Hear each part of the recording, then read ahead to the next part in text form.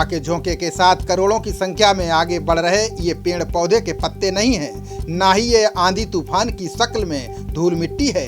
तेज भिनभिनाहट की आवाज के साथ 100 किलोमीटर प्रति घंटे की रफ्तार से आगे बढ़ रहा दरअसल ये टिड्डियों का झुंड है। टिड्डियों का ये झुंड पाकिस्तान से आया है, जो अब तक करीब 10 राज्यों को अपनी चपेट में लेने वाला है। टिड्डियों का ये झुंड इतना खतरनाक है कि जिस रास्ते से गुजरता है, खेतों में लहलाती सारी फसल को चट कर देता है।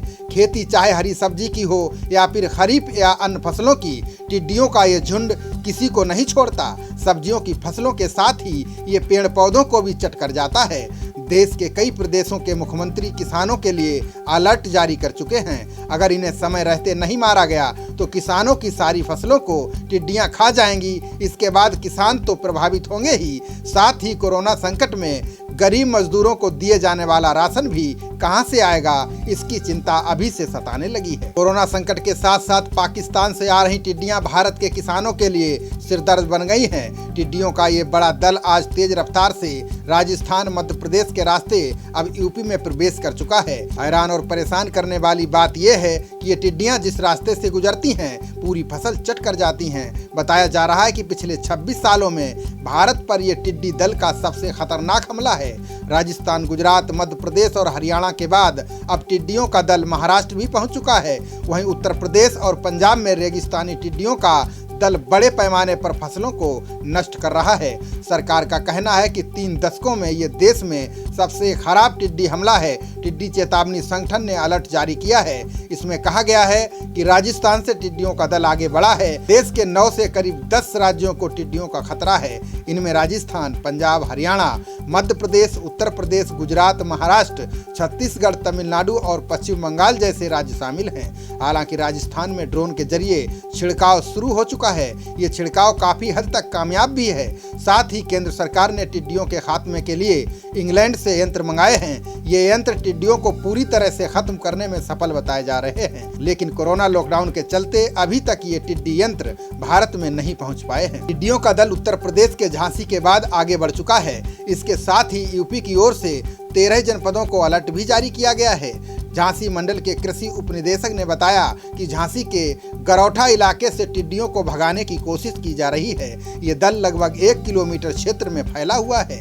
टिड्डियों को भगाने के लिए कीटनाशकों का छिड़काव किया जा रहा है। वाहनों पर डीजे लगाकर शोर किया जा रहा है। उधर ललितपुर, आगरा, मथुरा और कानपुर देहात समेत 13 जिलों में सतर्कता बढ़ा दी गई है। चिंता की बात यह है कि 4 करोड़ टिड्डियों का ये दल 35,000 लोगों के हिस्से का अनाज चट कर सकता है, जिससे कोरोना महामारी और लॉकडाउन के बाद किसानों की चिंताएं और बढ़ गई हैं। टिड्डी वार्निंग ऑर्गेनाइजेशन के अधिकारियों ने बताया कि सब्जी और दलहनी फसलों के लिए ये बड़ा खतरा है। हालांकि भारत में रबी की फसल को इसका कोई प्रभाव नहीं पड़ा है। पंजाब के डायरेक्टर एग्रीकल्चर ने प्रदेश को हाई अलर्ट पर रखा है। प्रत्येक जिले में नियंत्रण कक्ष स्थापित किए गए हैं। किसानों को टिड्डियों की किसी भी गतिविधि की रिपोर्ट करने के लिए कहा गया है। टिड्डियों के खतरनाक होने का अंदाजा इसी बात से लगाया जा सकता है कि इनका जीवन सामान्यतः 3 से 6 माह का होता है। नमी वाले इलाके में ये एक बार में 20 से 200 तक अंडे देती हैं। ये अंडे 10 से 20 दिन में फूटते हैं। टिड्डी के शिशु पेड़ पौधे खाते हैं। ये शिशु 5 से 6 सप्ताह में बड़े हो जाते हैं। टिड्डी अपने वजन से कहीं अधिक भोजन एक दिन में खाती है। ये एक दिन में 100 से 200 किलोमीटर तक का सफर तय कर सकती है। मध्य प्रदेश में 8,000 करोड़ रुपए की मूंग की फसल को इनसे खतरा है। बाकी राज्यों में ये कपास और मिर्ची को निशाना बना सकते हैं। केंद्र सरकार के टिड्डी चेतावनी संगठन ने बताया कि ये टिड्डियां आने वाले महीनों में किसानों के लिए खतरा बन सकती हैं। इन्हें मानसून से पहले खत्म करना जरूरी होगा। ऐसा नहीं किया गया तो खरीफ की फसलों पर बहुत बुरा असर पड़ेगा। टिड्डियां राजस्थान, मध्य प्रदेश, गुजरात और महाराष्ट्र में 303 जगहों पर 47,308 हेक्टेयर फसल को नुकसान पहुंचा चुकी हैं। कृषि विभाग के अधिकारी स्थिति पर बारीकी से नजर रख रहे हैं। कृषि मंत्रालय के सूत्रों ने बताया कि राजस्थान, मध्य प्रदेश, गुजरात में छिड़काव किया जा रहा है। 303 स्थानों पर टिड्डी रोकथाम के उपाय और छिड़काव अभियान चलाए जा रहे हैं। वहीं राजस्थान में ड्रोन से टिड्डियों के खात्मे की योजना बनाई जा रही है। सरकार विशेष छिड़काव मशीनों का उपयोग कर रही है।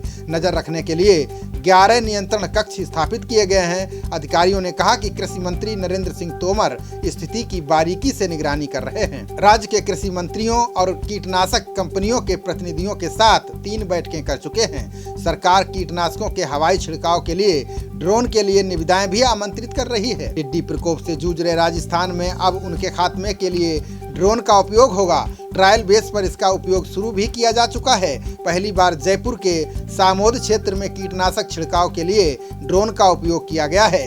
कृषि आयुक्त का कहना है कि ड्रोन से छिड़काव के अच्छे रिजल्ट मिले हैं। आगामी दिनों में ज्यादा ड्रोन के जरिए कीटनाशक छिड़काव किया जाएगा। खास तौर पर ऊंचाई वाले और ऐसे क्षेत्र जहां आसानी से मशीनें नहीं जा सकती, वहां ड्रोन का उपयोग फायदेमंद साबित होगा।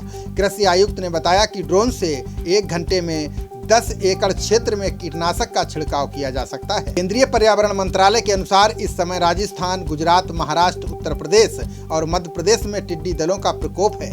सबसे बुरी तरह राजस्थान प्रभावित हुआ है। टिड्डी दलों का प्रकोप पूर्व की ओर बढ़ रहा है, जिससे खाद्य सुरक्षा के लिए खतरा बढ़ सकता है। पर्यावरण मंत्रालय की टिड्डों के प्रकोप को संभालने में कोई भूमिका नहीं है। इससे कृषि मंत्रालय और संबंधित राज्यों को निपटना होगा। हरियाणा के कृषि मंत्री जयप्रकाश दलाल ने इस बारे में बयान दिया है। उन्होंने कहा कि यदि टिड्डी दल हरियाणा पहुंचता है तो कृषि विभाग इस समस्या के समाधान के लिए पूरी तरह से तैयार है। हरियाणा प्रदेश के सभी कृषि वैज्ञानिकों व विभाग के अन्य कर्मचारियों को टिड्डी दल से निपटने के लिए अलर्ट कर दिया गया है। कृषि मंत्री ने भिवानी में बताया कि यदि टिड्डी दल हरियाणा पहुंचता है तो दवाई के छिड़काव से टिड्डी दल को वहीं मार दिया जाएगा। खबरों का सिलसिला जारी रहेगा। देखते रहिए जनप्रवाद। नमस्कार।